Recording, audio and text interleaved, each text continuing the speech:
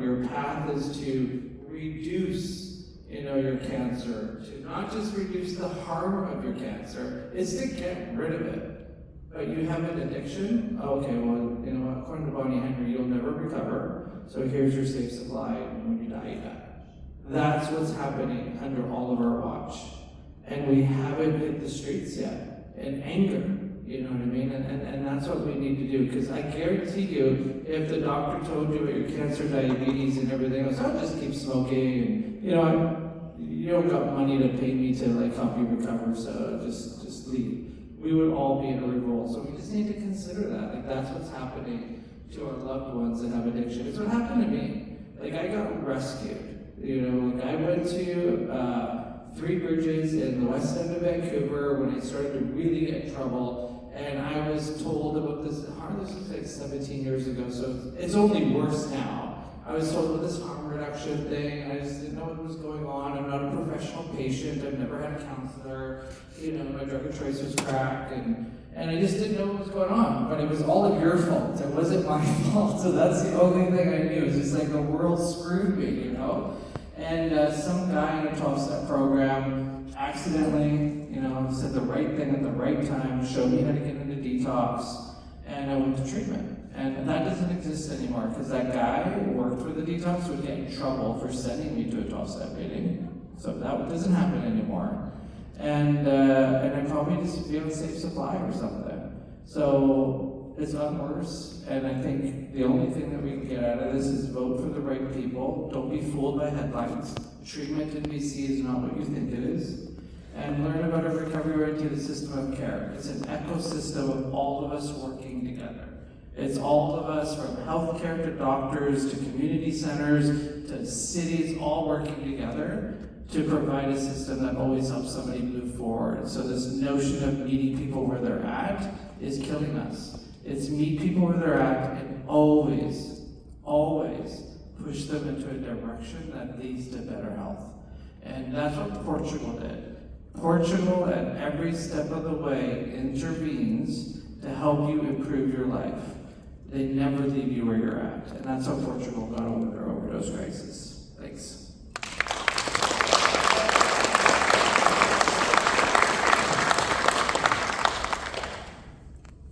So I got Cam back for another question. I've got a question, actually. I wonder, do any of you know the dollar figure that we spend on safe supply a year? BC government, do you know that? I'm putting you on the spot, actually. We don't know. I don't know, but I guarantee you it's a drop in the bucket compared to the second and third order effects from keeping people addicted and keeping them living in that, whether it's with the people that are paramedics, whether it's our healthcare system, whether it's those working in law enforcement or businesses having to deal with the, as I said, the second and third order effects of it. So I think it's all about having a hope-oriented, recovery-oriented system of care and trying to return these people back to their loved ones drug-free so they can also reintegrate to being productive and healthy members of society again. So here's another FYI, which I'm sure is going to make you all mad. So these SROs that are popping up across the province, and all these agencies are like, evidence-based, evidence-based, evidence-based, and you're like, okay, they're evidence-based. So you got one here in Powell River that I know of. Maybe you have two. So what's an SRO? So if you're a recovery system, SRO is a single room occupancy, so housing for drug users where they can, it's just a housing. SRO, single room occupancy. On average, they'll get $200 to $300 a day per person, plus grants and everything else. We're talking big money. If you want to open up a recovery house here in Powell River, you know how much money you get? Maybe $85 a day. Maybe. If you're an ALR, you get $45 a day.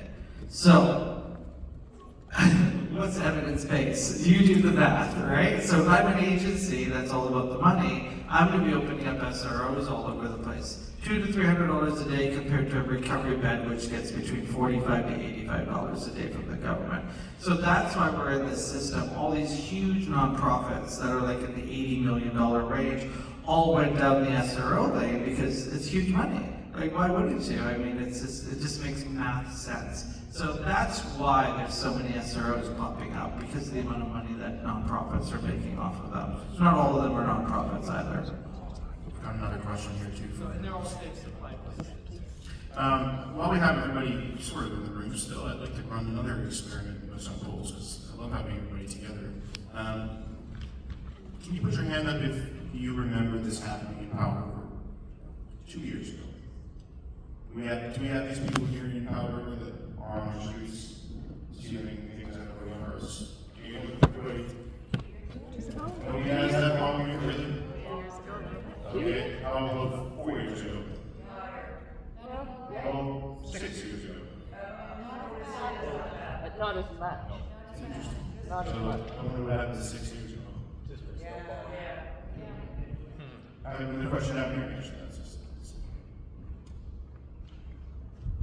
I have one question for you and you in regards to treatment centers coming. I know back in the day in Surrey there was hundreds, if not thousands, of recovery centers. Is it going to be that same route again? Yeah, not ones that are just like fly by night, cuckoo crazy. We want standards of care. And also, similar to what Alberta is doing, we want to implement a system that actually tracks results. Because there's no sense in us dumping taxpayer dollars into things that aren't helping. We need to try to find things that are helping and invest wisely in those. I just want to add actually about evidence. Did you know that safe supply is not an evidence-based practice? And even in the guidance and the documents and reports that have been released by the government, by the BC Centre on Substance Use and the BC CBC, that there is insufficient evidence and data to support calling safe supply an evidence-based program. So this is, in my opinion, one of the largest human experiments that has ever been conducted on people. I think it's cruel. Conservatives of BC will end the safe supply program and instead invest in detox, treatment, and support lifelong recovery. So all those recovery centers, recovery homes, whatever you want to call them, they all turned into what's called ALRs, assisted living, and that was a way to. It's one of the reasons that caused a lot of harm here. It would have been better to just close them, but have a plan. You know, there's no plan here in BC. So now they're just ALRs, but really they're not treatment. So basically we're still just housing people with addiction issues. So BC has a lot of they call them recovery beds because they've hijacked the word, but they're not recovery beds. Some of them do operate really good programs, so it's better than nothing. But we've got all these dead people, where's our plan? And so, you know, I remember Judy Darcy, she was the first Minister of Mental Health and Addictions. We brought Dr. Golau, we're the organizers also of the Recovery Capital Conference. We brought Dr. Golau to BC to talk to Judy about Portugal's model. And it was very clear, you know, I remember Dr. Golau saying, you know, after he toured the downtown east side, he's the founder of the Portuguese model. You know, in Portugal, when he walked around the downtown east side, he realized that in Portugal, they left the responsibility of citizenship to the addict. It's very clear to me here in Canada, the state has taken over citizenship and let the addicts run wild. And he told them and it just went whoosh, you know what I mean? Like just like, oh, okay, you know, safe supply, decrim, let's do it. And Dr. Golau told her that decriminalization did not stop overdoses. It had nothing to do with it, decriminalization. He told her, and then we told Sheila Malcolmson, and we told Jennifer Whiteside. Decrim had nothing to do with stuff. Like Portugal's overdose crisis in numbers is just as bad as it is today here when you look at the statistics. So what Portugal did was they took the ghetto, which was our downtown east side, and literally, like I'm not making this up, they took a wrecking ball and destroyed it. They destroyed the whole neighborhood. They built tons of detoxes and they forced everyone into rehab. This is what he told BC government. What is BC government did? If you read Sheila Malcolmson's letter that launches decrim in British Columbia, to the layman folk, you'd be like, okay, this makes sense, But to people that actually, know and have the view and the lens to be able to read through the lines, nowhere in the letter did it say what the plan was. Only we're going to decriminalize. There's no plan. They say that there's a line in there about the police will be able to refer to resources. What resources? How are they going to do it? So in Portugal, a country that's not very big, and I think we're just as smart, has one phone number that connects to every dissuasion office in the country, not just in the state. I think they call them states there. But every one, and you get referred to it within 24 hours. You have to show up the next day. And if you don't, the police come to your house and get you. Or your alley, or your ghetto, wherever you're from, right? 24 hours. So when I read the release from Sheila Malcolmson, I'm like, this isn't going to work. There's no plan. What's going to go on Google? You know what I mean? There's no state plan. But here's the other way they lied to you. They're saying that this is, what do they call it? Not a trial. What is it? It's a pilot. Anybody that's been to school knows if you're doing a pilot, you need to have something to compare your outcomes to. There's no outcomes because there's nothing like what are you gonna do? Guess that the cop, there's no tracking of how many cops are referred. There's no system in place. So what are they gonna measure for your pilot? They're just buzzwords. They're like when you talk to your friends and neighbors and churches and other places you go to, like you've been lied to. It's not a pilot project because there's nothing to. What are they gonna compare it to? There's no plan. If there was a plan where, we're going to decriminalize drugs, this is a major shift for Canada, this is the plan, officers are going to go on this website, they're going to call this number, we're going to keep track. If you get caught using drugs in front of the Tim Hortons, you're going to get this ticket. 22% of the people showed up within 24 hours, the rest told us to, bug off, so what are we going to do with the rest? None of that's taking place. So there is no pilot project, that this isn't going away. They're going to tell you that, this is just, we're going to change direction. It's all going to come back after the election. This is a path that they can't get out of because they drink way too much Kool-Aid. I'm not too sure why. So be careful, that you read in between the lines what this all means and all that kind of stuff, so.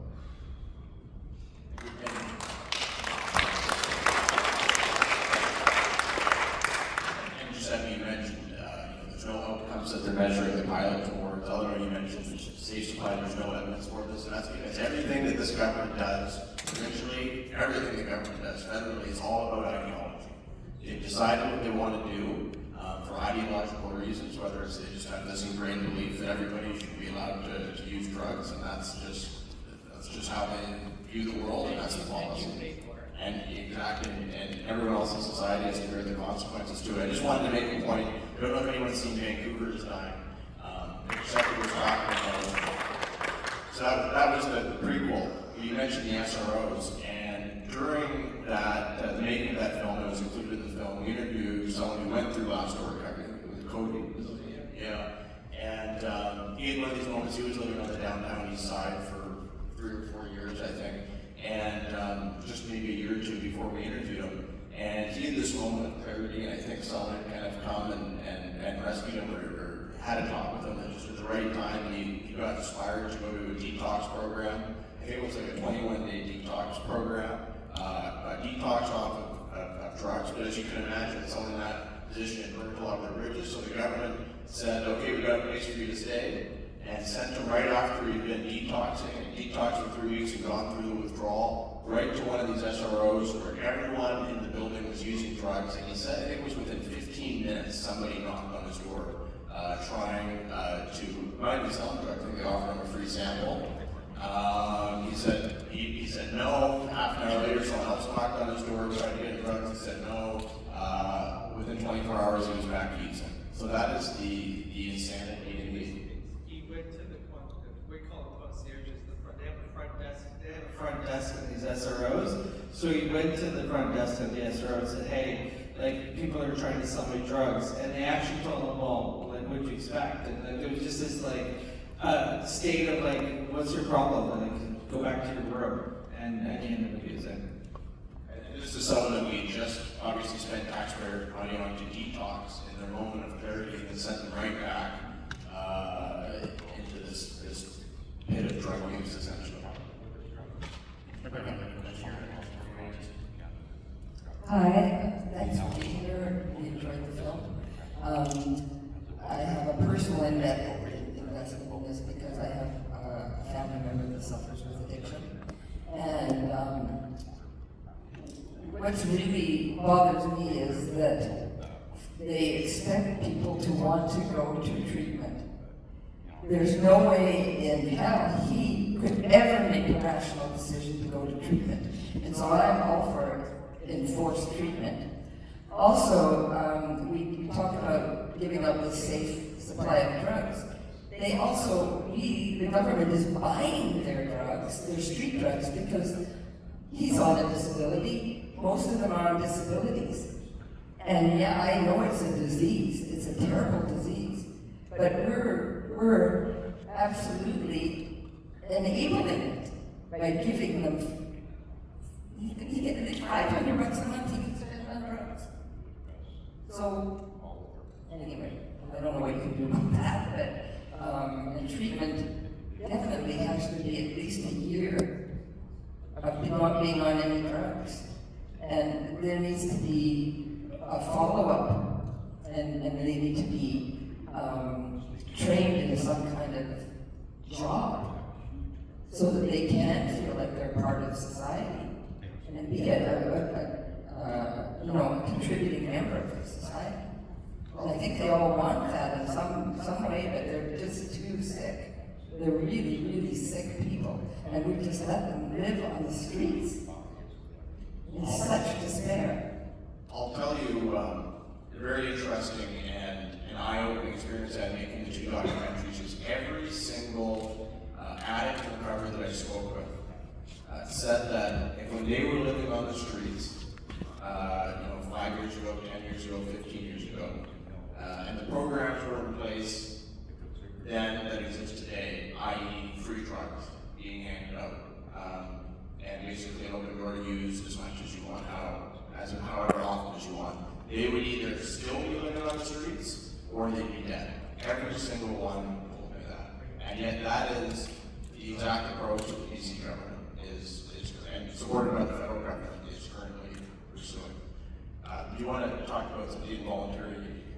Yeah, I would just say what you're talking about is involuntary care for people who can't make the decision for themselves. They're not able to as a result of their addiction. And I often get questioned, especially in the media, or by activists who say, like, well, involuntary care doesn't work. But we're not talking about the comparison really between voluntary care and involuntary care. We're talking about the difference between involuntary care and not doing anything at all. Particularly in a circumstance where a person is in a very dire circumstance. Young people, we get a lot of parents coming to us, to my office, where their child, as young as 12, actually, in my office I've had people, where they're running away from home every night, they're using, they're involved in child exploitation and prostitution, all kinds of horrible things, and yet there's no mechanism that allows a parent in British Columbia to put their child in involuntary care. And this is a government that's completely backed away from the responsibility that we actually have in those circumstances to take that responsibility to care for that person, whether it's 24 or 48 or 72 or 30 days. This is the difference between saying that we care enough to help this person to potentially save their life, or that we want to give them the freedom just to kill themselves because we don't want to interfere. And you need that courage to do that, and I think that's what British Columbians want. That's what I hear from people, and from your story. Yeah, and my only choice is do I phone the police and have him you know, and committed for something, and he did go to jail for you know, some months, for a breach or something. And when he got out, he said, "That's it, I'm never touching this stuff again." He had suddenly the rational brain. That's right, because he was in custody against his like involuntary care as a That's person. right, but it shouldn't be that they have to go to jail, because that's a horrible place for somebody who's ill. And yeah, but of course, coming back into the same situation because he, you know, hadn't got the counseling and stuff like that. Even if they had like part of the jail as being a rehab or something, like, Yes. you know, like, and they had to go. And that's actually, so we want to create a recovery ordinance system within corrections as well. And it's exactly what you're talking about. Like, if you do have to go to jail because you're of an addiction and you have an entanglement with the criminal justice system, when you're there, you should have access to services that can help you with that issue. And then once, you know, while you're there, vocational training, like what you said, finding a sense of purpose, and not just dropping off a cliff after either. You need housing and moving way forward. So there needs to be this shift in Canada. So in Portugal, I went there as we were building up our conference and doing some research and so forth. We talked to some moms. You know what moms do in Portugal when their kids are using drugs? They call the police. The police show up and they give your kid a ticket, and the ticket has to, within 24 hours, you have to go to the Commission of Drug Dissuasion. So we need to go, that's the prevention piece. So your high school kids are going to the Commission of Drug Dissuasion. So when you say, what do I do, call the police? The answer is, yeah. Why not? Like, what happened to Canada? It's just like when those officers were doing that wellness check, you know, no disrespect to the officers, but obviously they're not okay. You know what I mean? Are you okay? Yeah. You're not. You're not okay. And so how do we change the self-centeredness that we all have a little bit, where it's okay to just walk over a body and they're okay.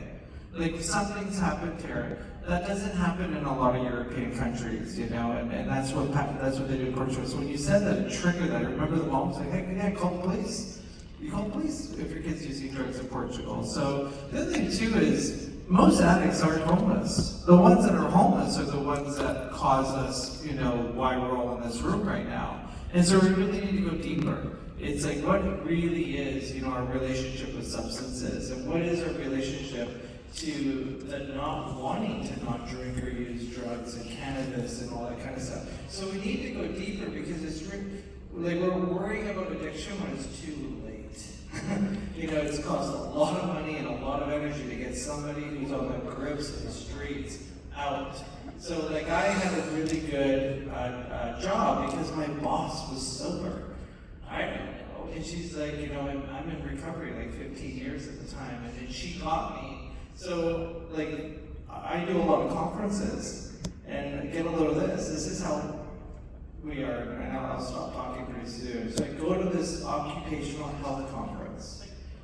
500 people that sit, and I don't even know tradespeople, that sit on wellness committees within the trades. And so if an employee gets hurt or something, that's who you go, and then you go up to, you know, the EAP. So I ask every one of them. So it's a fun game I do when I go to conferences.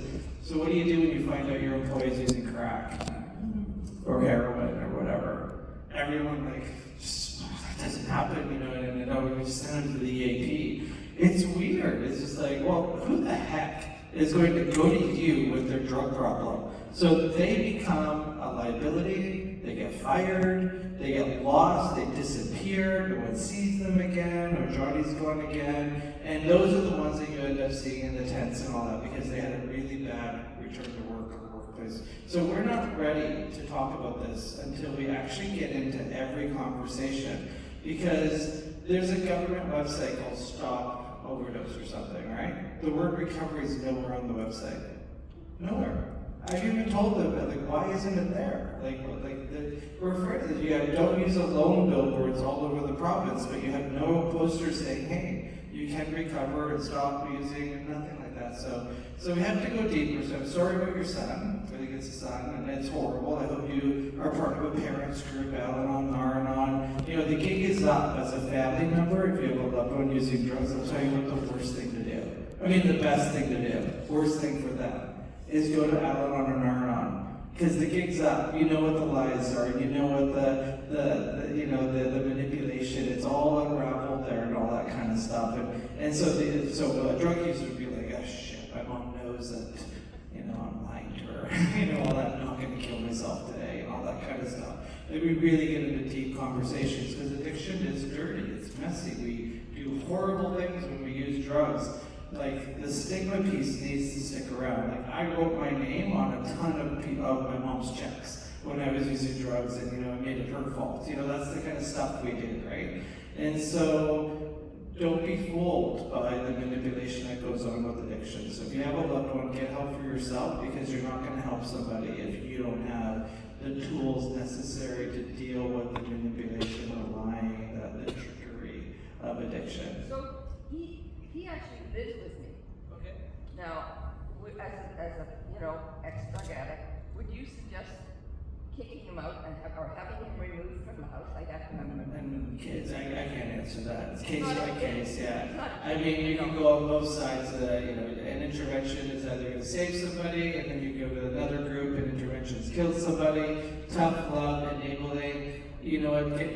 There's unfortunately, Eleanor, keep in mind, we don't have recovery coaches in British Columbia. Alberta is building a model of recovery coaches where they're trained free of charge, and they're going to be, so you call the recovery coach will coach your son, will coach you to distance yourselves, to be living in your basement, all that. So if you have the resources to hire a recovery coach, it's a good investment until the province actually pays for them.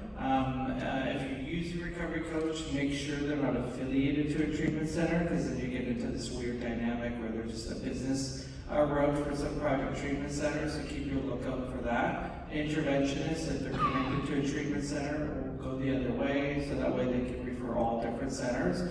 So like I said, go to some family support groups. Your best ally is going to be another mom that's going through it. I've got a few more people here in line. I don't want to make this short, but how much time we have left? So just run.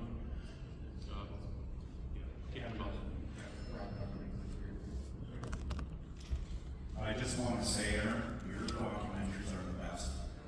And right now, when I think about Powell River, it's not Powell River. I have, last Saturday, I was going to the bank machine, and walking up to the bank machine, there were two people shooting up right from the bank machine. And I went around through the drive-through at the bank machine there, at the bank. It's just not Powell River. I mean, it's like I'm seeing people, there are people out on the streets just screaming, and I myself have just been attacked. I pack a knife with me everywhere I go. And I just want to say to the younger generation of people out there that are in their 30s, and a lot of them that I talk to, they complain about this government, and I ask them if they voted, and then they say, well, no. Well, you know what? If you don't vote, you can't complain about anything.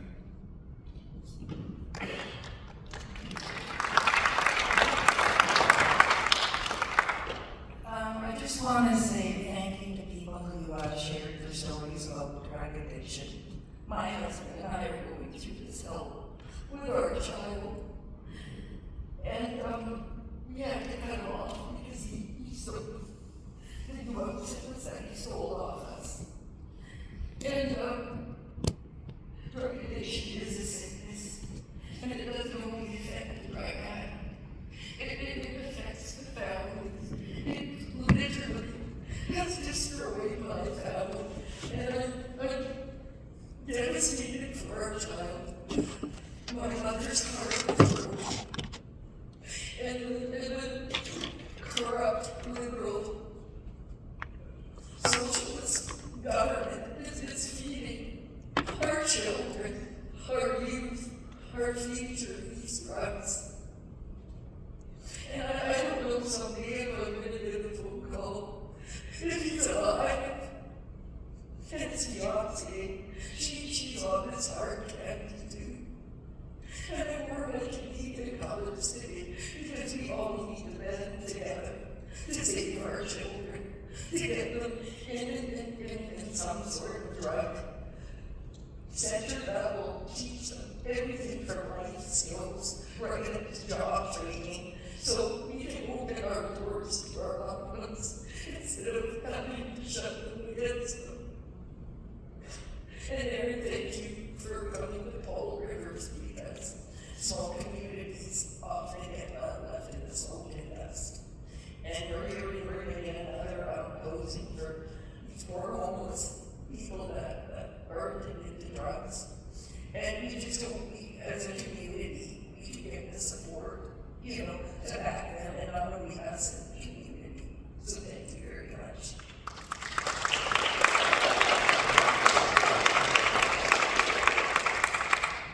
Thank you very much for having the courage to share that story. I know I can speak for myself. I think Eleanor and Giuseppe were this country, when it comes to this issue, we're in such a hole right now, but I know we're all going to do everything we can to make sure that this kind of stuff doesn't happen again, and try to provide hope where there's despair. Yes, and the new Alberta, the London project, I think it should go right across Canada, right across. But I feel for you, and make sure to talk to me after, so I can try to do everything that I can, because it's just the amount of human suffering in this country. You can get lost in the statistics, and the statistics are scary. Yeah, with Bill C-63, we all have no right to pass that hardy bill, because it's not about protecting our children. It's about suppressing us, suppressing being Canadian.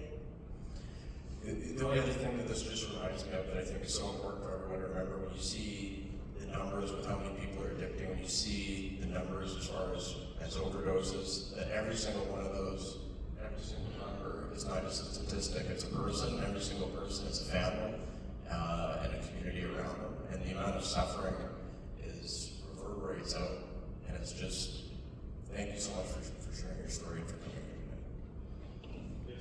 It's like, on my days off, I don't even want to go downtown, because I see drug addiction all the time, and it's ridiculous.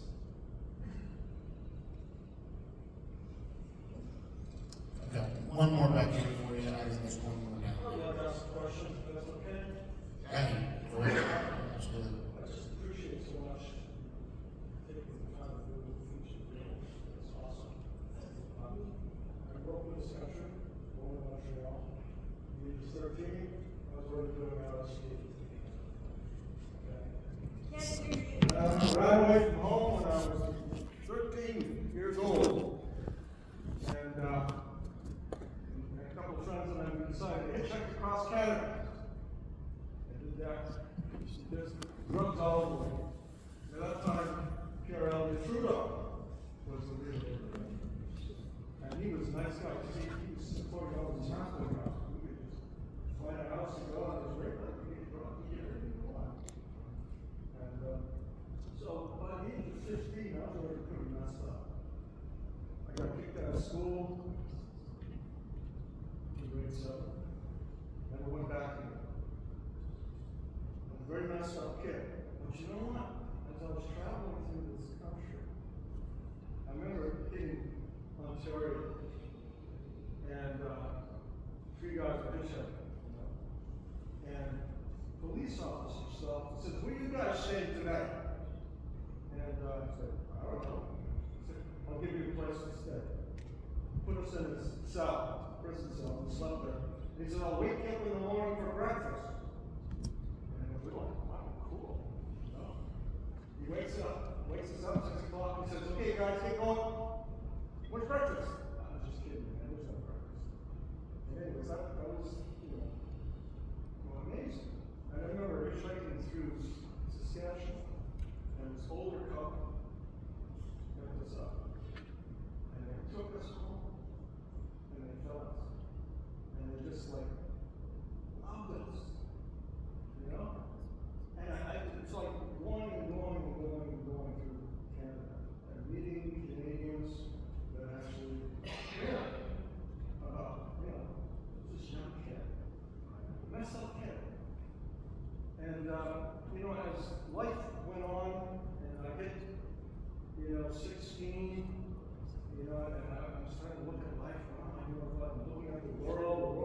messed up. I just think the world's really messed up.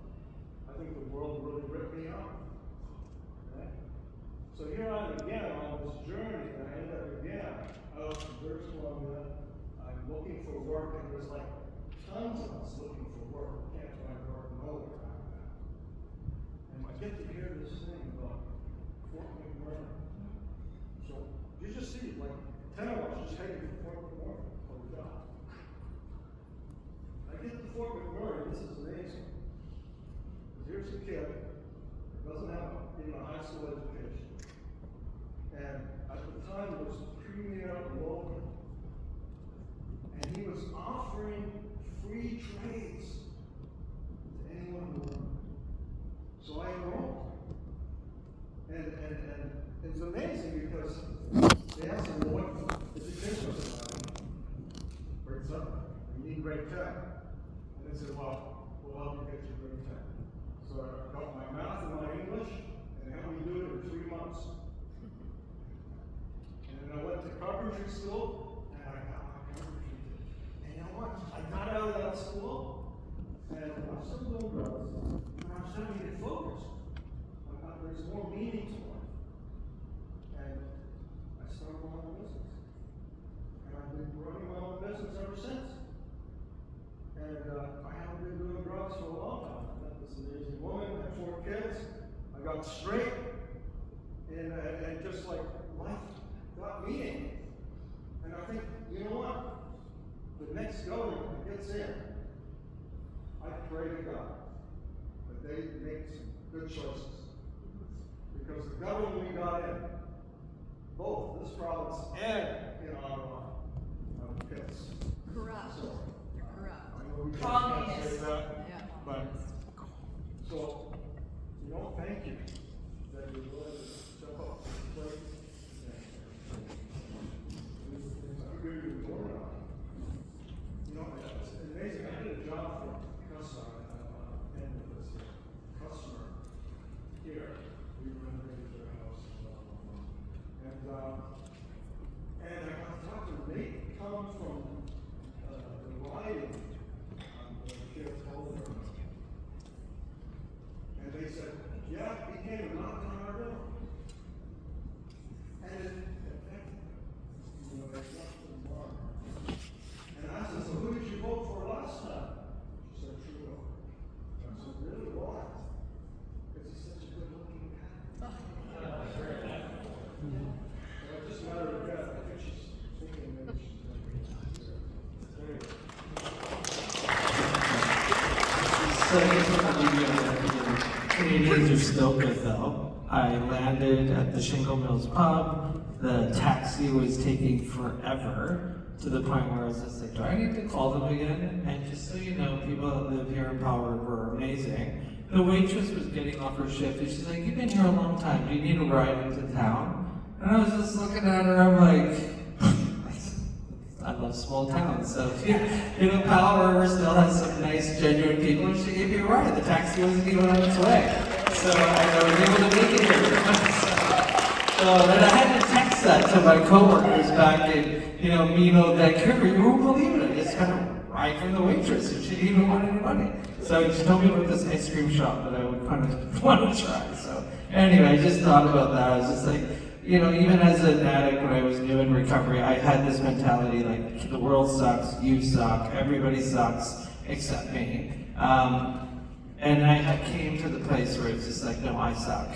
And I drained everything, and it's my turn to add some positivity to the world. And that's all of our responsibility, because we can all look at the darkness and stuff. Yes, everybody talks about stigma. You know, addiction really is rooted in self-centeredness. You're the problem, not me. You know, I never talk about research or evidence, but there is the only paper that I like to reference put on by the CACCA, and they actually did a survey on people in recovery, and about 1,000 people or something got responded, more people than any of the safe supply research out there. And they asked, you know, Liz, what was your biggest reason why you never went into recovery? And as politicians and everyone, except these ones, tell you, so it's stigma. Stigma wasn't even on the high working. Does anybody know what was number one? No? I like it. No? Family? Nope. Denial. Number one reason why I never asked for or seek help. Denial. Everyone knows that. Everybody that does research in Canada, everybody knows that got pushed out there. The BCCSU, which is the engine of harm reduction in British Columbia, quieted that document. You can't even find it because you ask people in recovery. You ask a drug user why they don't get help. They'll say wait list. They'll say this. And you want to know why? Because you're the problem. You're the problem. Mom's the problem. Dad's the problem. Trauma's the problem. It's denial. Yep. Yep. Another people, more? One more? Just wanted to say thank you, first of all, for your passion and purpose. It's really great to be in a room and it feels very sincere. And just at the risk of not wanting people to leave feeling like there's a hopelessness, like we have to go into action. And to add to what the last two people said, it's actually, if we love ourselves whole and complete, if everybody in this room were to love themselves, accept themselves, because at its essence, all addiction is the same. It's